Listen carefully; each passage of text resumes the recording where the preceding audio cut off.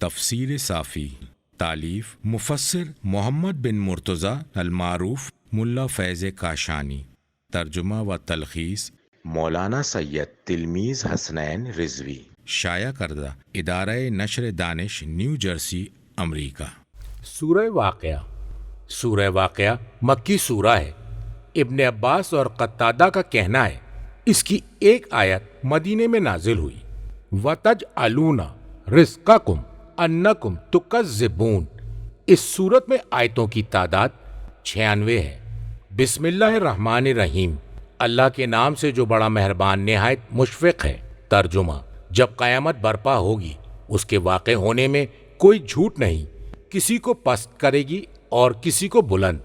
جب زمین بھونچال سے لرزنے لگے اور پہاڑ ٹوٹ کر ریزہ ریزہ ہو جائیں، پھر غبار ہو کر اڑنے لگیں اور تم 3 گروہوں میں تقسیم ہو جاؤ گے، پھر دائیں ہاتھ والے سبحان اللہ، دائیں ہاتھ والوں کا کیا کہنا ہے، اور بائیں ہاتھ والے کیا پوچھنا ہے، بائیں ہاتھ والوں کا اور سبقت کرنے والوں کا کیا کہنا، وہ تو سبقت کرنے والے ہیں۔ وہی لوگ مقرب بارگاہ خداوندی میں ہیں، وہ نعمت بھری جنتوں میں ہوں گے۔ مذکور آیت کا ترجمہ ہے جب قیامت برپا ہوگی، یعنی جب قیامت واقع ہوگی۔ اسے واقعہ کہا اس لیے کہ اس کا واقع ہونا متحقق ہے۔ مذکور آیت کا ترجمہ ہے اس کے واقع ہونے میں کوئی جھوٹ نہیں، کوئی فرد بھی اسے جھٹلا نہیں سکتا۔ تفسیر قمی میں ہے فرمایا قیامت برحق ہے۔ مذکور آیت کے لفظ سے مراد کسی کو پست کرے، فرمایا اللہ کے دشمنوں کو پست کرنے والی۔ مذکور آیت کے لفظ سے مراد کسی کو بلند کرے، فرمایا اللہ کے ولیوں کو بلند کرنے والی۔ کتاب خصال میں حضرت سجاد علیہ السلام سے روایت ہے کہ مذکور آیت کا ترجمہ ہے یعنی جب قیامت آئے گی۔ مذکور آیت کے لفظ سے مراد خدا کی قسم دشمنان خدا کو جہنم کی پستی میں لے جائے گی۔ مذکور آیت کے لفظ سے مراد خدا کی قسم اولیاء اللہ کو جنت کی بلندی کی طرف لے جائے گی۔ مذکور آیت کا ترجمہ ہے جب زمین بھونچال سے لرزنے لگے، یعنی زمین میں نہایت شدید حرکت پیدا ہو جائے۔ تفسیر قمی میں ہے کہ ایک حصہ دوسرے حصے کو کوٹنے لگے۔ مذکور آیت کا ترجمہ ہے اور پہاڑ ٹوٹ کر ریزہ ریزہ ہو جائیں، فرمایا پہاڑ جڑ سے اکھڑ جائیں، اور کہا گیا ہے ایسے ریزہ ریزہ ہو جائیں گے جیسے ستو کو بکھیر دیا جائے۔ مذکور آیت کا ترجمہ ہے پھر غبار ہو کر اڑنے لگیں، غبار جو منتشر ہو جائے۔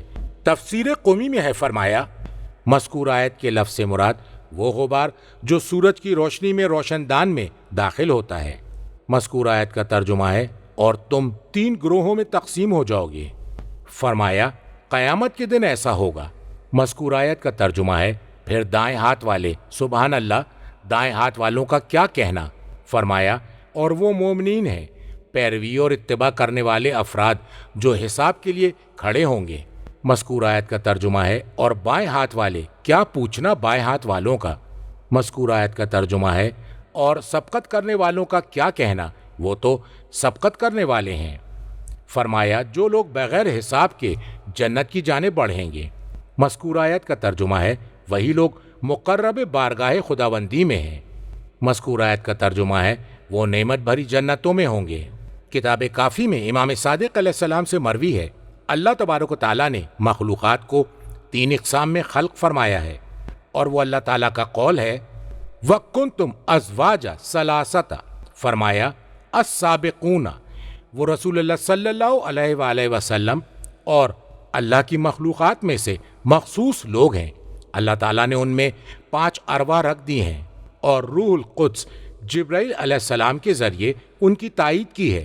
اس کے ذریعے سے وہ اشیاء کی معرفت حاصل کرتے ہیں، اور اللہ نے روح الایمان کے ذریعے ان کی تائید کی ہے، اس کے ذریعے وہ خوف خدا رکھتے ہیں، اور روح القوہ کے ذریعے ان کی تائید کی ہے جس کی بنیاد پر وہ اللہ کی اطاعت پر قدرت رکھتے ہیں، اور روح الشہوۃ خواہش کی روح کے ذریعے ان کی تائید کی ہے، اس کے ذریعے وہ اللہ کی اطاعت کی خواہش رکھتے ہیں اور اللہ کی نافرمانی کو ناپسند کرتے ہیں۔ اور ان میں روح المدرج رکھ دی جس کے ذریعے لوگ آتے اور جاتے ہیں، اور مومنین میں جو اصحاب المیمنہ ہیں ان میں روح ایمان رکھ دی جس کے ذریعے خوف خدا رکھتے ہیں، اور ان میں روح قوہ رکھ دی جس کے ذریعے وہ اللہ کی اطاعت کی قوت رکھتے ہیں، اور ان میں روح شہوت خواہش رکھ دی جس کے ذریعے وہ اطاعت خداوندی کی خواہش کرتے ہیں، اور ان میں روح مدرج رکھ دی جس کے ذریعے سے وہ آتے اور جاتے ہیں۔ کتاب اعمالی میں نبی اکرم صلی اللہ علیہ وآلہ وسلم سے مروی ہے، آپ سے اس آیت کے بارے میں سوال کیا گیا تو آپ نے فرمایا کہ جبرائیل علیہ السلام نے کہا اس سے مراد علی اور ان کے شیعہ ہیں، وہی جنت کی طرف سبقت کرنے والے ہیں اور اپنی کرامت کی وجہ سے وہ اللہ کے مقرب ہیں۔ کتاب خصال میں حضرت علی علیہ السلام سے روایت ہے، فرمایا وَالسَّابِقُونَ السَّابِقُونَ أُولَئِكَ الْمُقَرَّبُونَ میرے بارے میں نازل ہوئی ہے۔ کتاب اکمال میں امام باقر علیہ السلام سے ایک حدیث میں ہے، فرمایا مذکور آیت کا ترجمہ ہے اور ہم ہی سبقت لے جانے والوں میں سبقت لے جانے والے ہیں اور ہم ہی آخر ہیں۔ کتاب کافی میں امام صادق علیہ السلام سے مروی ہے، فرمایا کہ میرے والد نے افراد شیعہ سے خطاب کرتے ہوئے فرمایا مذکور آیت کا ترجمہ ہے، تم اللہ کے شیعہ ہو، تم انصار خدا ہو، تم سابقین اولین میں سے ہو اور تم سابقین آخرین میں سے ہو، تم دنیا میں ہماری ولایت کی جانب سبقت کرنے والے میں سے ہو اور آخرت میں جنت کی طرف سبقت کرنے والوں میں سے ہو۔ تفسیر مجموع البیان میں ہے السابقون 4 ہیں، آدم علیہ السلام کا مقتول فرزند حابیل اور امت موسیٰ علیہ السلام کا سابق اور وہ مومن آل فرعون ہے، اور سابق امت عیسیٰ علیہ السلام اور وہ حبیب نجار ہے، اور سابق امت محمد مصطفیٰ صلی اللہ علیہ وآلہ وسلم اور وہ علی ابن ابی طالب ہیں۔ ترجمہ: اور بہت سے تو اگلوں میں سے ہوں گے اور تھوڑے سے آخری دور میں سے، لال و جواہر سے جڑے ہوئے تختوں پر تکیہ لگائے ہوئے آمنے سامنے بیٹھے ہوں گے، نوجوان خدمت گزار ان کے ارد گرد گردش کر رہے ہوں گے، آپ خورے آفتابے اور صاف شراب کے گلاس لیے ہوئے، اس شراب سے نہ تو سر میں درد ہوگا اور نہ ہی عقلیں زائل ہوں گی، اور میوے ان کی پسند کے مطابق ہوں گے، اور پرندوں کا گوشت ان کی خواہشات پر مبنی ہوگا، اور بڑی بڑی آنکھوں والی حوریں جیسے حفاظت سے رکھا ہوا چمکدار موتی، یہ در حقیقت ان کے اعمال کی جزا ہوگی۔ وہاں پر نہ بیہودہ بات سنیں گے اور نہ ہی گناہ کی باتیں، وہاں پر ان کا کلام سلام سلام ہوگا، اور داہنی طرف والے کیا کہنا داہنی طرف والوں کا، ایسی بیری کے درختوں میں جن میں کانٹے نہ ہوں گے، اور لدے ہوئے تہ بتہ کیلوں میں، اور لمبے لمبے پھیلے ہوئے سایوں میں، اور پانی کے جھرنوں میں، اور بے حد و حساب پھلوں میں جو نہ کبھی ختم ہوں گے اور نہ ہی کوئی روک ٹوک ہوگی۔ مذکور آیت کا ترجمہ ہے اور بہت سے تو اگلوں میں سے ہوں گے، اگلوں میں سے ان کی تعداد زیادہ ہوگی، یعنی سابقہ گزشتہ امتیں آدم علیہ السلام سے لے کر حضرت محمد مصطفیٰ صلی اللہ علیہ وآلہ وسلم تک۔ مذکور آیت کا ترجمہ ہے اور تھوڑے سے آخری دور میں سے، یعنی حضرت محمد مصطفیٰ صلی اللہ علیہ وآلہ وسلم کی امت میں سے۔ مذکور آیت کا ترجمہ ہے لال و جواہر سے جڑے ہوئے تختوں پر، ایسے تخت جنہیں سونے سے بنا گیا ہو اور در و یاقوت سے جس کا جال بنایا گیا ہو۔ مذکور آیت کا ترجمہ ہے تکیہ لگائے ہوئے آمنے سامنے بیٹھے ہوں گے۔ مذکور آیت کا ترجمہ ہے نوجوان خدمت گزار ان کے ارد گرد گردش کر رہے ہوں گے، خدمت کے لیے موجود ہوں گے۔ مذکور آیت کا ترجمہ ہے کہا گیا ہے جو ہمیشہ لڑکوں کی حیت میں ہی رہیں گے اور ویسی ہی تر و تازگی ہوگی۔ تفسیر قمی میں ہے یعنی وہ کلائی میں کنگن پہنے ہوئے ہوں گے۔ تفسیر مجموع البیان میں علی علیہ السلام سے مروی ہے کہ وہ دنیا والوں کی اولاد ہوں گے۔ نبی اکرم صلی اللہ علیہ وآلہ وسلم سے روایت ہے کہ آپ سے اطفال مشرکین کے بارے میں سوال کیا گیا تو فرمایا کہ وہ جنت والوں کے خادم ہوں گے۔ مذکور آیت کا ترجمہ ہے آپ خورے آفتابے اور صاف شراب کے گلاس لیے ہوئے۔ مذکور آیت کے لفظ سے مراد وہ برتن جس کی ٹوٹی نہ ہو اور نہ ہی سونڈ ہو۔ مذکور آیت کے لفظ سے مراد ایسا لوٹا جس کی ٹوٹی نہ ہو۔ مذکور آیت کے لفظ سے مراد شراب۔ مذکور آیت کا ترجمہ ہے اس شراب سے نہ تو سر میں درد ہوگا اور نہ ہی عقلیں زائل ہوں گی۔ مذکور آیت کا ترجمہ ہے ان کی عقلیں زائل نہیں ہوں گی یا ان کی شراب ختم نہیں ہوگی۔ مذکور آیت کا ترجمہ ہے اور میوے ان کی پسند کے مطابق ہوں گے۔ مذکور آیت کے لفظ کے معنی ہے یختارون، وہ پسند کریں گے۔ مذکور آیت کا ترجمہ ہے اور پرندوں کا گوشت ان کی خواہشات پر مبنی ہوگا۔ مذکور آیت کا ترجمہ ہے جس کی وہ تمنا اور خواہش کریں گے۔ کتاب کافی میں امام صادق علیہ السلام سے مروی ہے کہ رسول اللہ صلی اللہ علیہ وآلہ وسلم نے فرمایا ہے کہ جنت کے سالن کا سردار گوشت ہے، اور ایک روایت میں ہے گوشت دنیا اور آخرت میں کھانوں کا سردار ہے۔ مذکور آیت کا ترجمہ ہے اور بڑی بڑی آنکھوں والی حوریں۔ مذکور آیت کا ترجمہ ہے جیسے حفاظت سے رکھا ہوا چمکدار موتی پوشیدہ رکھا گیا تاکہ اس کی چمک دمک کو کوئی نقصان نہ پہنچے۔ مذکور آیت کا ترجمہ ہے یہ در حقیقت ان کے اعمال کی جزا ہوگی، یعنی یہ سب کچھ ان کے اعمال کے جزا کے طور پہ کیا جائے گا۔ مذکور آیت کا ترجمہ ہے وہاں پر نہ تو بیہودہ بات سنیں گے اور نہ ہی گناہ کی باتیں۔ مذکور آیت کے لفظ کے معنی ہے یعنی باطل، بیکار، فضول۔ مذکور آیت کے لفظ کے معنی ہے یعنی جس کی نسبت گناہ سے نہ ہو۔ تفسیر قمی میں فرمایا اس سے مراد فحش باتیں، جھوٹ اور گانا بجانا ہے۔ مذکور آیت کا ترجمہ ہے وہاں پر ان کا کلام سلام سلام ہوگا، یعنی وہاں پر سلام عام ہوگا۔ مذکور آیت کا ترجمہ ہے اور داہنی ہاتھ والے کیا کہنا دائنی ہاتھ والوں کا۔ تفسیر قمی میں ہے فرمایا الیمین امیر المومنین علیہ السلام اور اصحاب الیمین ان کے شیعہ ہیں۔ مذکور آیت کا ترجمہ ہے ایسی بیری کے درختوں میں جن میں کانٹے نہ ہوں گے۔ مذکور آیت کے الفاظ سے مراد یعنی کانٹوں کو الگ کر دیا گیا ہو۔ تفسیر قمی میں ہے فرمایا ایسا درخت جس کے نہ پتے ہوں اور نہ ہی کانٹے۔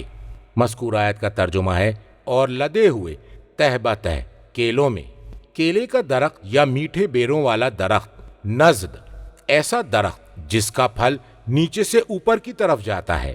مذکور آیت کا ترجمہ ہے اور لمبے لمبے پھیلے ہوئے سایوں میں۔ تفسیر مجموع البیان میں ایک روایت میں ہے کہ جنت میں ایک درخت ہے کہ سوار اس کے سائے میں 100 سال تک چلتا رہے گا تو بھی وہ طے نہ ہوگا۔ فرمایا اور یہ بھی روایت ہے کہ جنت کے اوقات موسم گرما کی صبح کی طرح ہیں، ان میں نہ گرمی ہوگی اور نہ سردی۔ کتاب کافی میں امام باقر علیہ السلام نبی اکرم صلی اللہ علیہ وآلہ وسلم سے روایت کرتے ہیں، ایک حدیث میں ہے جس میں جنتیوں کے اوصاف بیان فرمائے ہیں۔ فرمایا کہ وہ اپنی جنتوں میں پھیلے ہوئے سایوں سے لطف اندوز ہو رہے ہوں گے طلوع فجر اور طلوع شمس کے درمیانی وقت میں اور اس سے بہتر طریقے سے۔ مذکور آیت کا ترجمہ ہے اور پانی کے جھرنوں میں۔ تفسیر قمی میں ہے یعنی وہ پانی جو چھڑکاؤ کر دے۔ مذکور آیت کا ترجمہ ہے اور بے حد و حساب پھلوں میں۔ مذکور آیت کا ترجمہ ہے جو نہ تو کبھی ختم ہوں گے اور نہ ہی کوئی روک ٹوک ہوگی۔ مذکور آیت کے لفظ کا مفہوم ہے کہ کسی کو پھل لینے سے روکا نہیں جائے گا۔ تفسیر قمی میں نبی اکرم صلی اللہ علیہ وآلہ وسلم سے مروی ہے، آپ نے فرمایا کہ جب میں جنت میں داخل ہوا تو میں نے جنت میں شجرہ طوبہ کو دیکھا جس کی جڑ علی علیہ السلام کے گھر میں ہے۔ جنت میں جتنے بھی گھر اور محلات ہیں ان میں اس درخت کی شاخیں ہیں اور ان کا بالائی حصہ سندس اور استبرق کے زیورات کی ڈبیا ہے، اور بندہ مومن کے لیے 10 لاکھ ڈبیاں ہوں گی، اور ہر ڈبیا میں 100 حلے ہوں گے جو ایک دوسرے کے مشابہ نہیں ہوں گے اور مختلف رنگوں کے ہوں گے، اور وہ جنتیوں کے لباس ہوں گے، اور جنت کی چوڑائی میں درمیان میں پھیلا ہوا سایہ ہوگا، اور جنت کی چوڑائی آسمان و زمین کی چوڑائی کی طرح ہے جسے ان کے لیے تیار کیا گیا ہے جو اللہ اور اس کے رسولوں پر ایمان لایا ہے۔ سوار اس سائے میں 200 سال کی مسافت طے کرے گا، پھر بھی وہ طے نہ کر سکے گا، اور یہ اللہ تعالیٰ کا قول ہے۔ وَظِلٍّ مَمْدُودٍ، اور اس درخت کے نچلے حصے میں اہل جنت کے لیے پھل ہوں گے اور ان کا کھانا ہوگا جو ان کے گھروں میں جھکے ہوئے ہوں گے، اور اس کی ایک ٹہنی پر 100 رنگ کے پھل ہوں گے جن میں سے کچھ تم نے دنیا میں دیکھے ہوں گے اور کچھ نہیں دیکھے ہوں گے اور نہ ہی ان کے بارے میں سنا ہوگا۔ جب بھی اس میں سے کوئی پھل توڑا جائے گا فوراً دوسرا پھل اس کی جگہ اگ جائے گا۔ لا مقطوعۃ ولا ممنوعۃ۔ کتاب احتجاج میں امام صادق علیہ السلام سے مروی ہے، آپ سے سوال کیا گیا کہ کہاں سے یہ بات کہی گئی ہے کہ جنت کے لوگ جب جنت کے پھل کھائیں گے تو فوراً ہی اس جیسا دوسرا پھل تیار ہو جائے گا؟ امام علیہ السلام نے فرمایا، ہاں، اس کا قیاس چراغ پر کرو، اگر کوئی اس کے شعلے سے کچھ لے لے گا تو اس کی روشنی میں کچھ فرق نہیں آئے گا اور پوری دنیا میں ہر طرف چراغاں ہو جائے گا۔ ترجمہ: اور اونچے اونچے فرش بچھے ہوں گے۔ ہم نے ان حوروں کو پیدا کیا ہے تو ہم نے انہیں کنواری بنایا، شوہروں سے محبت کرنے والی۔ یہ سب کچھ داہنے ہاتھ والوں کے لیے ہے۔ سابقہ لوگوں میں سے بھی کافی لوگ ہوں گے اور آخری دور سے بھی بہت لوگ ہوں گے۔ اور بائیں ہاتھ والے، افسوس! کیا ہے بائیں ہاتھ والے؟ یعنی دوزخ کی لپیٹ اور کھولتے ہوئے پانی میں اور سیاہ دھوئیں کے سائے میں، جو نہ ٹھنڈا ہے نہ ہی خوشنما۔ یہ لوگ اس سے پہلے عیش و عشرت کی زندگی گزار رہے تھے اور گناہ عظیم پر اڑے ہوئے تھے اور کہا کرتے تھے، جب ہم مٹی ہو جائیں گے اور ہڈی رہ جائیں گے تو کیا ہمیں پھر دوبارہ اٹھایا جائے گا؟ اور کیا ہمارے باپ دادا کو بھی؟ اے نبی، فرما دیجئے کہ بے شک اولین اور آخرین سب کو ہم جمع کریں گے ایک مقررہ دن کی وعدہ گاہ پر۔ مذکور آیت کا ترجمہ ہے، اور اونچے اونچے فرش ہوں گے ایک دوسرے کے اوپر حریر اور دیبا کے مختلف رنگوں میں، اور اس کا کنارہ مشک، عنبر اور کافور کا ہوگا۔ ایسا ہی نبی اکرم صلی اللہ علیہ وآلہ وسلم سے حدیث میں جنت کے اوصاف میں وارد ہوا ہے، اور اس کی روایت کافی اور قمی میں ہے، اور یہ روایت سورہ زمر کی آیت 20 کے ذیل میں بیان کی جا چکی ہے، اور کبھی اس کی تفسیر عورتوں اور تختوں پر انہیں بلند کیے جانے سے ہوتی ہے، اور ان کے جمال اور ان کے کمال کے بارے میں آنے والی آیت کی مناسبت سے کہا گیا ہے کہ جب ان کے بارے میں تشبیہ دی گئی جو نعمت پانے والوں میں سابقین ہیں، ایسا کامل تصور ہو شہر میں رہنے والوں کا ہو سکتا ہے، تو پھر اصحاب یمین کے حال کی تشبیہ دی ہے اس اکمل چیز سے جس کی تمنا صحرا کے باشندے کرتے ہیں، متوجہ کرنے کے لیے کہ دونوں کی حالتوں میں فرق واضح ہے۔ مذکور آیت کا ترجمہ ہے، ہم نے حوروں کو پیدا کیا ہے، یعنی ہم نے انہیں براہ راست بنایا ہے بغیر ولادت کے۔ تفسیر قمی میں ہے، فرمایا جنت میں بڑی بڑی آنکھوں والی حوریں ہوں گی۔ امام صادق علیہ السلام سے سوال کیا گیا کہ حور العین کو کس چیز سے پیدا کیا گیا ہے؟ فرمایا جنت کی نورانی تربت سے، اور یہ حدیث سورہ حج کی آیت 23 کے تحت گزر چکی ہے۔ مذکور آیت کا ترجمہ ہے، تو ہم نے انہیں کنواری بنایا ہے، یعنی وہ ہمیشہ کنواری رہیں گی، اور جب ان کے پاس جاؤ گے انہیں کنوارا پاؤ گے۔ کتاب احتجاج میں امام صادق علیہ السلام سے مروی ہے کہ آپ سے سوال کیا گیا کہ حوریں ہمیشہ کنواری کیسے رہتی ہیں جبکہ شوہر ان کے پاس آتے ہیں؟ فرمایا کہ انہیں ایسی خوشبو سے پیدا کیا گیا ہے جسے کوئی بیماری لاحق نہیں ہوتی، اور نہ ہی جسم آفت سے دوچار ہوتا ہے، اور نہ ہی اس کے سوراخ سے کوئی چیز بہتی ہے، اور نہ ہی حیض کی گندگی ہوتی ہے۔ رحم چمٹا ہوا ہے اس لیے کہ اس میں سوائے آلہ تناسل کے کسی چیز کے داخل ہونے کی گنجائش نہیں ہے۔ مذکور آیت کے لفظ سے مراد شوہروں سے محبت کرنے والی کہا گیا ہے، اپنے شوہروں پر مہربان، ان سے محبت کرنے والیاں، یہ عروب کی جمع ہے۔ تفسیر قمی میں ہے کہ وہ عربی میں گفتگو کرتی ہیں۔ تفسیر مجموع البیان میں ایک حدیث میں نمازیوں کی فضیلت کے بارے میں امیر المومنین علیہ السلام سے وارد ہے، آپ سے عروبہ کے بارے میں دریافت کیا گیا تو آپ نے فرمایا وہ ناز نخرے کرنے والی، پسندیدہ اور محبوبہ ہوں گی۔ مذکور آیت کے لفظ سے مراد ہم سن اور ہم عمر ہوں گی۔ تفسیر قمی میں ہے ان کے دانت ایک جیسے برابر ہوں گے۔ تفسیر مجموع البیان میں امیر المومنین علیہ السلام سے غازیوں کی فضیلت کے بارے میں اور جنت کے اوصاف کے بارے میں روایت ہے کہ ہر تخت پر 40 قالین ہوں گے، اور قالین 40 ہاتھ دبیز ہوگا، اور ہر قالین بستر پر حور العین سے ایک بیوی ہوگی۔ عروبہ اترابہ، شوہروں سے محبت کرنے والی اور ہمسن۔ کتاب جوامع میں نبی اکرم صلی اللہ علیہ وآلہ وسلم سے مروی ہے کہ یہ وہی عورتیں ہوں گی دنیا میں جن کی روحیں قبض کی گئیں تو وہ بڑھیا تھیں، ان کے بال سفید ہو چکے تھے، آنکھوں میں میل جمی تھی۔ اللہ تعالیٰ نے انہیں بڑھاپے کے بعد انہیں ایک ہی تخلیق میں ہمسن بنا دیا۔ جب ان کے شوہر ان کے پاس آئیں گے تو انہیں کنواری پائیں گے، مذکور آیت کا ترجمہ ہے یہ سب کچھ داہنے ہاتھ والوں کے لیے ہے۔ تفسیر قمی میں ہے کہ اس سے مراد اصحاب امیر المومنین علیہ السلام ہے۔ مذکور آیت کا ترجمہ ہے سابقہ لوگوں میں سے بھی کافی لوگ ہوں گے۔ فرمایا اس طبقے میں سے جو نبی اکرم صلی اللہ علیہ وآلہ وسلم کے ساتھ تھا۔ مذکور آیت کا ترجمہ ہے اور آخری دور سے بھی بہت لوگ ہوں گے۔ فرمایا نبی اکرم صلی اللہ علیہ وآلہ وسلم کے بعد اس امت میں سے امام صادق علیہ السلام سے اس بارے میں پوچھا گیا تو آپ نے فرمایا سلت من الاولین سے حزقیل مومن آل فرعون اور وسلت من الآخرین سے علی ابن ابی طالب علیہ السلام مراد ہیں۔ تفسیر مجموع البیان میں مفسرین کی ایک جماعت سے مروی ہے کہ اس سے مراد گزشتہ امت کی جماعت ہے جو اس امت سے پہلے تھی، اور اس امت کے مومنین کی ایک جماعت بھی مراد ہے۔ نبی اکرم صلی اللہ علیہ وآلہ وسلم سے ایک روایت مرفوع میں ہے کہ تمام سلتین میری امت میں سے ہوں گے۔ پھر آپ نے اپنے قول کی تائید اس قول سے فرمائی۔ مذکور آیت کا ترجمہ ہے مجھے امید ہے کہ تم لوگ اہل جنت کا حصہ بنو گے۔ پھر آپ نے اس آیت کی تلاوت فرمائی۔ خصال میں نبی اکرم صلی اللہ علیہ وآلہ وسلم سے مروی ہے کہ جنتیوں کی 120 صفیں ہوں گی، جن میں سے اس امت والوں کی 80 صفیں ہوں گی۔ مذکور آیت کا ترجمہ ہے اور بائیں ہاتھ والے، افسوس کیا ہے بائیں ہاتھ والے؟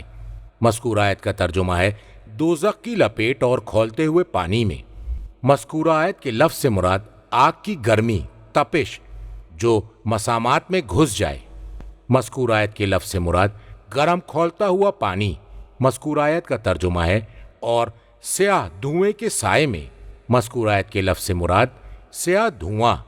مذکور آیت کا ترجمہ ہے جو نہ ٹھنڈا ہے اور نہ ہی خوشنما، یعنی دوسرے سایوں جیسا نہیں ہے اور فائدے مند بھی نہیں ہے۔ تفسیر قمی میں ہے فرمایا الشمال سے مراد آل محمد علیہ السلام کے دشمن ہیں اور دشمنوں سے محبت کرنے والے ہیں۔ فرمایا مذکور آیت کے لفظ کے معنی ہے جہنم کا نام ہے، اور مذکور آیت کے لفظ کے معنی جو پانی ابلا ہوا ہے۔ مذکور آیت کا ترجمہ ہے اندھیرا جس میں شدید گرمی ہو۔ مذکور آیت کا ترجمہ ہے جو ٹھنڈا اور خوشنما نہ ہو۔ مذکور آیت کا ترجمہ ہے یہ لوگ اس سے پہلے عیش و عشرت کی زندگی گزار رہے تھے، خواہشات اور شہوات میں منہمک تھے۔ مذکور آیت کا ترجمہ ہے اور گناہ عظیم پر اڑے ہوئے تھے۔ مذکور آیت کا ترجمہ ہے بڑے گناہ کہا گیا ہے، یعنی شرک میں مبتلا تھے۔ مذکور آیت کا ترجمہ ہے اور کہا کرتے تھے جب ہم مٹی ہو جائیں گے اور ہڈی رہ جائیں گے تو کیا ہمیں پھر دوبارہ اٹھایا جائے گا؟ مذکور آیت کا ترجمہ ہے اور کیا ہمارے باپ دادا کو بھی؟ مذکور آیت کا ترجمہ ہے اے نبی آپ فرما دیجئے کہ بے شک اولین اور آخرین سب کو۔ مذکور آیت کا ترجمہ ہے ہم جمع کریں گے ایک مقررہ دن کی وعدہ گاہ پر، یعنی دنیا میں اسے جتنا وقت دیا گیا، اور یوم معین کی حد جو اللہ کے نزدیک ہے اور اسے معلوم ہے۔ ترجمہ پھر اے گمراہو اور جھٹلانے والو، تم تھوہڑ کے درخت میں سے کھاؤ گے اور اسی سے اپنا پیٹ بھرو گے، پھر اس پر کھولتا ہوا پانی پیو گے، ایسے پیو گے جیسے پیاسے اونٹ پیا کرتے تھے۔ روز جزا یہ ان کی ضیافت ہوگی۔ ہم نے تمہیں پہلے پیدا کیا تھا تو دوبارہ پیدا ہونے کی تصدیق کیوں نہیں کرتے؟ کیا تم نے اس نطفے کو دیکھا ہے جو رحم میں ڈالتے ہو؟ کیا تم اس سے انسان کو خلق کرتے ہو یا ہم خلق کرنے والے ہیں؟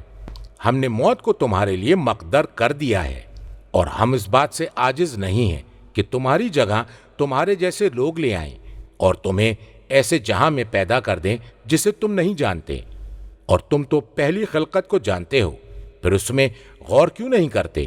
اس دانے کو بھی دیکھا ہے جسے تم زمین میں بوتے ہو، کیا تم اسے اگاتے ہو یا ہم اسے اگاتے ہیں؟ اگر ہم چاہیں تو اسے چورا چورا کر دیں اور تم باتیں بناتے رہ جاؤ۔ مذکور آیت کا ترجمہ ہے پھر اے گمراہو اور جھٹلانے والو، دوبارہ زندہ کیے جانے کو جھٹلانے والو۔ مذکور آیت کا ترجمہ ہے تم تھوہڑ کے درخت میں سے کھاؤ گے۔ مذکور آیت کا ترجمہ ہے اور اسی سے اپنا پیٹ بھرو گے جب سخت بھوک لگی ہوگی۔ مذکور آیت کا ترجمہ ہے پھر اس پر کھولتا ہوا پانی پیو گے جب تم پر پیاس کا غلبہ ہوگا۔ مذکور آیت کا ترجمہ ہے ایسے پیو گے جیسے پیاسے اونٹ پیتے ہیں۔ مذکور آیت کے لفظ کے معنی وہ اونٹ جنہیں پیاس کی بیماری ہوتی ہے، استسقا کی بیماری کی طرح ہوتی ہے۔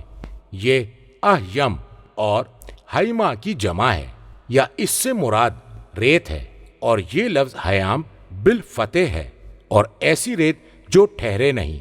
کتاب فقہ اور محاسن اور معانی میں امام صادق علیہ السلام سے روایت ہے، آپ سے ہیم کے بارے میں سوال کیا گیا تو آپ نے فرمایا اس سے مراد اونٹ ہے، اور ایک روایت میں ہے مذکور آیت کے لفظ سے مراد ریت ہے۔ تفسیر قمی میں ہے کہ ہیم سے مراد ابل اونٹ ہے۔ مذکور آیت کا ترجمہ ہے روز جزا یہ ان کی ضیافت ہوگی۔ تو ذرا سوچو جب وہ جہنم میں جاگزی ہوں گے تو اس کے بعد وہاں کیا ہوگا۔ اور اس جملے میں ایک طرح کا تمسخر ہے، اس لیے کہ نزل یعنی ضیافت مہمان نوازی کا لفظ عزت و احترام کے لیے آتا ہے جس سے مہمان کی عزت ملحوظ ہوتی ہے، اور کہا گیا ہے کہ ان نزل سے مراد وہ ہے جو صاحب منزل اس کے لیے لے کر آئے۔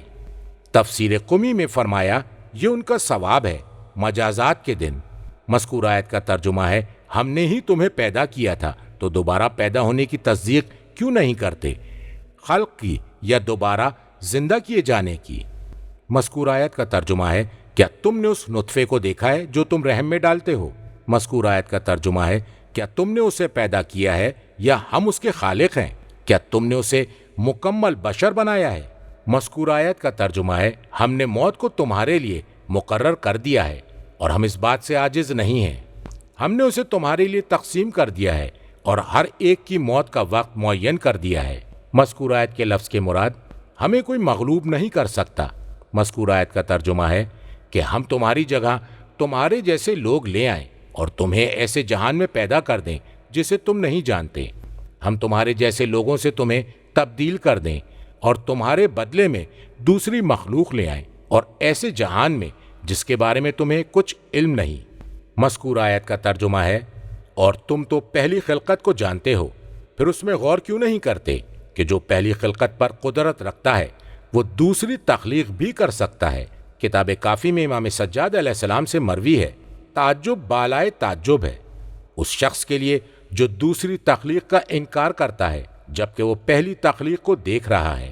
مذکور آیت کا ترجمہ ہے اس دانے کو بھی دیکھا ہے جسے تم زمین میں بوتے ہو، تم دانے کو زمین میں بوتے ہو۔ مذکور آیت کا ترجمہ ہے کیا تم اسے اگاتے ہو یا ہم اسے اگاتے ہیں۔ تفسیر مجموع البیان میں نبی اکرم صلی اللہ علیہ وآلہ وسلم سے مروی ہے کہ تم میں سے کوئی نہ کہے ہم اگاتے ہیں بلکہ یہ کہے ہم بوتے ہیں۔ مذکور آیت کا ترجمہ ہے اگر ہم چاہیں تو اسے چورا چورا کر دیں اور تم باتیں بناتے رہ جاؤ۔ مذکور آیت کے لفظ کے معنی ہے سوکھی چیز کے ٹکڑے چورا چورا۔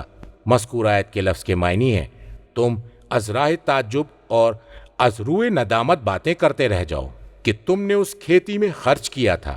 مذکور آیت کے لفظ کے معنی ہے کہتے ہیں مختلف پھلوں کو ایک جگہ سے دوسری جگہ لے جانا اور اسی طرح باتوں کو ایک جگہ سے دوسری جگہ پہنچانے کو بھی تفقہ بطور استعارہ کہا جاتا ہے۔ ترجمہ کہ ہم تو مفت تاوان میں پھنس گئے بلکہ ہم ہیں ہی بد نصیب۔ کیا تم نے کبھی غور کیا اس پانی پر جسے تم پیتے ہو؟ کیا تم نے اسے بادل سے نازل کیا ہے یا ہم نے اسے برسایا ہے؟ ہم اگر چاہیں تو اسے کھاری بنا دیں، پھر تم شکر کیوں نہیں کرتے؟ کیا تم نے اس آگ کو دیکھا ہے جسے تم درخت سے نکالتے ہو؟ کیا اس کے درخت کو تم نے پیدا کیا ہے یا اسے پیدا کرنے والے بھی ہم ہی ہیں؟ ہم نے اسے یاد دہانی کا ذریعہ اور مسافروں کے لیے منفعت بخش قرار دیا ہے۔ اے نبی آپ اپنے رب عظیم کے نام کی تسبیح کیجئے، اور میں تو تاروں کے منازل کی قسم کھا کر کہتا ہوں، اور اگر تم سمجھو تو یہ بہت بڑی قسم ہے۔ مذکور آیت کا ترجمہ ہے کہ ہم تو مفت تاوان میں پھنس گئے، ہم نے جو خرچ کیا اب ہمیں اس کا تاوان ادا کرنا ہے، یا رزق کے ختم ہونے کی وجہ سے ہم ہلاک ہو جائیں گے، جرمانہ اور ٹیکس ادا کرنے کی وجہ سے۔ مذکور آیت کا ترجمہ ہے بلکہ ہم ہیں ہی بد نصیب، ہم اپنے رزق سے محروم کر دیے گئے۔ مذکور آیت کا ترجمہ ہے کیا تم نے کبھی غور کیا ہے اس پانی پر جسے تم پیتے ہو، یعنی شیریں اور پینے کے لائق پانی۔ مذکور آیت کا ترجمہ ہے کیا تم نے اسے بادل سے نازل کیا ہے یا ہم نے اسے برسایا ہے اپنی قدرت سے؟ مذکور آیت کے لفظ کے معنی ہیں بادل۔ مذکور آیت کا ترجمہ ہے ہم اگر چاہیں تو اسے کھاری بنا دیں۔ مذکور آیت کے لفظ کے معنی ہیں نمکین، کھاری کہا گیا ہے نمکین۔ تفسیر قمی میں ہے اجاجہ کے معنی ہیں ذو آقا، ایسا کڑوا اور خراب پانی جس کا پینا ممکن نہیں۔ مذکور آیت کا ترجمہ ہے پھر تم شکر ادا کیوں نہیں کرتے اس جیسی ضروری نعمتوں کا؟ مذکور آیت کا ترجمہ ہے کیا تم نے اس آگ کو دیکھا ہے جسے تم درختوں سے نکالتے ہو؟ مذکور آیت کا ترجمہ ہے کیا اس درخت کو تم نے پیدا کیا ہے یا اسے پیدا کرنے والے بھی ہم ہی ہیں؟ یعنی وہ درخت جس سے آگ بھڑکتی ہے، یعنی چکماق۔ مذکور آیت کا ترجمہ ہے ہم نے اسے یاد دہانی کا ذریعہ اور مسافروں کے لیے منفعت بخش قرار دیا ہے، یعنی ہم نے نار الزنات کو قرار دیا ہے۔ مذکور آیت کے لفظ کے معنی ہے نصیحت۔ تفسیر قمی میں ہے قیامت کے دن کی آگ کے لیے۔ امام صادق علیہ السلام سے مروی ہے کہ تمہاری یہ آگ آتش جہنم کے 70 حصوں میں سے ایک حصہ ہے جسے 70 مرتبہ آگ سے بجھایا گیا ہے پھر بھڑکایا گیا ہے۔ اگر ایسا نہ ہوتا تو آدمی اسے کبھی بھی بجھا نہ سکتا تھا۔ اس آگ کو روز قیامت لایا جائے گا اور آگ پر رکھ دیا جائے گا تو آگ ایک چیخ مارے گی۔ کوئی مقرب فرشتہ اور کوئی نبی مرسل ایسا نہ ہوگا جو اس کی چیخ کے خوف سے گھٹنے کے بل نہ بیٹھا ہو۔ مذکور آیت کے لفظ کے معنی ہیں منفعت کے طور پر للمقوین، جو لوگ کنواں میں اترتے ہیں اور یہ چٹیل بے آب و گیا میدان ہے، یا وہ لوگ جن کے شکم خالی ہیں، یا کھانے کا توشہ دان۔ یہ لفظ عقود الدار سے ہے، یعنی رہنے والوں سے خالی، ایسا ہی کہا گیا ہے۔ تفسیر قمی میں ہے کہ مقوین کے معنی ہیں محتاج لوگ۔ مذکور آیت کا ترجمہ ہے اے نبی آپ اپنے رب کے نام کی تسبیح کیجئے، آپ اللہ کے نام کی تسبیح پڑھیے۔ تفسیر مجمع البیان میں نبی اکرم صلی اللہ علیہ وآلہ وسلم سے مروی ہے کہ جب یہ آیت نازل ہوئی تو آپ نے فرمایا کہ اسے رکوع میں کہا کرو۔ کتاب فقہ میں بھی ایسا ہی ہے۔ مذکور آیت کا ترجمہ ہے اور میں تو تاروں کے منازل کی قسم کھا کر کہتا ہوں۔ مذکور آیت کا ترجمہ ہے ایسی جگہوں کی جہاں ستارے گرتے ہیں۔ تفسیر قمی میں ہے فرمایا اس کا مفہوم یہ ہے کہ تاروں کے منازل کی قسم کھاتا ہوں۔ تفسیر مجمع البیان میں امام باقر اور امام صادق علیہ السلام سے مروی ہے کہ مذکور آیت کا ترجمہ ہے شیاطین کو رجم کرنے کے لیے ہیں، مشرکین اس کی قسم کھایا کرتے تھے، اللہ نے کہا کہ میں بھی اس کی قسم نہیں کھاتا ہوں۔ کتاب کافی میں امام صادق علیہ السلام سے مروی ہے فرمایا کہ زمانہ جاہلیت کے لوگ مواقع نجوم کی قسم کھایا کرتے تھے، تو اللہ تعالیٰ نے فرمایا مذکور آیت کا ترجمہ ہے میں مواقع نجوم کی قسم نہیں کھاتا۔ فرمایا جو ان ستاروں کی قسم کھاتا ہے اس کا امر عظیم ہے۔ مذکور آیت کا ترجمہ ہے اور اگر تم سمجھو تو یہ بہت بڑی قسم ہے۔ کتاب فقہ میں امام صادق علیہ السلام سے مروی ہے اس سے مراد وہ قسم ہے جو ائمہ علیہم السلام سے برات کے لیے کھائی جاتی ہے۔ جو شخص ایسی قسم کھاتا ہے وہ اللہ کے نزدیک بڑی بات ہے۔ امام علیہ السلام نے فرمایا اور یہ حدیث حکمت کی نادر باتیں رکھتی ہے۔ ترجمہ بلا شبہ یہ قرآن کریم ہے جسے ایک پوشیدہ کتاب میں رکھا گیا ہے، سوائے پاک و پاکیزہ افراد کے کوئی اسے چھو نہیں سکتا۔ یہ رب العالمین کا نازل کردہ ہے، کیا تم لوگ اس کلام کا انکار کرتے ہو؟ اور تم نے یہ وتیرہ بنا رکھا ہے کہ اسے جھٹلاتے رہو۔ جب مرنے والے کی جان حلق تک پہنچ چکی ہوتی ہے اور تم آنکھوں سے دیکھ رہے ہوتے ہو کہ وہ مر رہا ہے، اس وقت تمہاری بنسبت ہم اس سے زیادہ قریب ہوتے ہیں مگر تمہیں نظر نہیں آتے۔ مذکور آیت کا ترجمہ ہے بلا شبہ یہ قرآن کریم ہے نہایت منفعت بخش، اس لیے کہ علوم کے ایسے اصول پر مشتمل ہے جو اصلاح معاش اور معاد دونوں کے لیے اہم ہیں۔ مذکور آیت کا ترجمہ ہے جسے ایک پوشیدہ کتاب میں رکھا گیا ہے۔ مکنون کے معنی ہے مسون، محفوظ، اور اس سے مراد لوح ہے، جیسا کہ تفسیراً والقلم میں ہے۔ مذکور آیت کا ترجمہ ہے سوائے پاکیزہ افراد کے کوئی اسے چھو نہیں سکتا، یعنی اس لوح سے وہی لوگ واقف ہو سکتے ہیں جو قدورات جسمانیہ سے پاک صاف ہوں۔ یا قرآن کو مس نہیں کر سکتا مگر وہ جو احداث سے پاک ہو۔ یہاں پر نہیں نفی کے معنی میں ہے۔ کتاب تہذیب میں امام کاظم علیہ السلام سے مروی ہے، فرمایا کہ بغیر پاک ہوئے قرآن کو ہاتھ نہیں لگایا جا سکتا اور نہ ہی مجنب شخص اسے چھو سکتا ہے۔ نہ تم اس کے خط کو ہاتھ لگاؤ نہ اس سے چمٹو۔ اللہ تعالیٰ فرما رہا ہے لا یمسہ الا المطہرون۔ مذکور آیت کا ترجمہ ہے یہ رب العالمین کا نازل کردہ ہے۔ مذکور آیت کا ترجمہ ہے کیا تم لوگ اس کلام کا انکار کرتے ہو؟ مذکور آیت کا ترجمہ ہے تم اس کی توہین کر رہے ہو۔ مذکور آیت کا ترجمہ ہے اور تم نے یہ وتیرہ بنا رکھا ہے کہ اسے جھٹلاتے رہو۔ مذکور آیت کے الفاظ کا مفہوم ہے تمہارے رزق کا شکر۔ مذکور آیت کا ترجمہ ہے تم اسے جھٹلاتے ہو جس نے تمہاری طرف اسے نازل کیا اور تمہیں یہ عطا کیا ہے، اس طرح کہ تم چیزوں کی نسبت ستاروں کی طرف دیتے ہو۔ مذکور آیت کا ترجمہ ہے جب مرنے والے کی جان حلق تک پہنچ چکی ہوتی ہے۔ مذکور آیت کا ترجمہ ہے اور تم آنکھوں سے دیکھ رہے ہوتے ہو کہ وہ مر رہا ہے۔ ان لوگوں سے خطاب ہے جو مرنے والے کے ارد گرد ہیں۔ مذکور آیت کا ترجمہ ہے اور اس وقت تمہاری بنسبت ہم اس کے زیادہ قریب ہوتے ہیں مگر تمہیں نظر نہیں آتے۔ مذکور آیت کا ترجمہ ہے جو مر رہا ہے اس کے زیادہ قریب ہوتے ہیں۔ ترجمہ: اگر تم کسی کے محکوم نہیں ہو اور اپنے اس خیال میں سچے ہو تو اس کی نکلتی ہوئی جان کو واپس کیوں نہیں لے آتے؟ پس اگر وہ بارگاہ خداوندی میں مقربین میں سے ہو تو اس کے لیے راحت، خوشبودار پھول اور نعمتوں سے پر باغات ہیں، اور اگر وہ داہنے ہاتھ والوں میں سے ہو تو کہا جائے گا تجھ پر دائیں ہاتھ والوں کی طرف سے سلامتی ہو، اور اگر وہ جھٹلانے والے گمراہ لوگوں میں سے ہو تو اس کی تواضع کے لیے کھولتا ہوا پانی ہے اور اسے واصل جہنم ہونا ہے۔ یہی وہ بات ہے جو صحیح اور برحق ہے۔ پس تم کو چاہیے کہ اپنے بزرگ و برتر رب کے نام کی تسبیح کرتے رہو۔ مذکور آیت کا ترجمہ ہے اگر تم کسی کے محکوم نہیں ہو۔ مذکور آیت کے الفاظ کا مفہوم ہے جنہیں روز قیامت جزا نہ دی گئی ہو، یا یہ مفہوم ہے کہ تم کسی کے محکوم اور کسی کے تابع نہیں ہو۔ مذکور آیت کا ترجمہ ہے اور اپنے اس خیال میں سچے ہو تو اس کی نکلتی ہوئی جان کو واپس کیوں نہیں لے آتے؟ مذکور آیت کا ترجمہ ہے تم جان کو اس کے مستقر تک واپس لے آؤ۔ مذکور آیت کا ترجمہ ہے اگر تم اپنی تکذیب اور صفات خداوندی کے انکار میں سچے ہو۔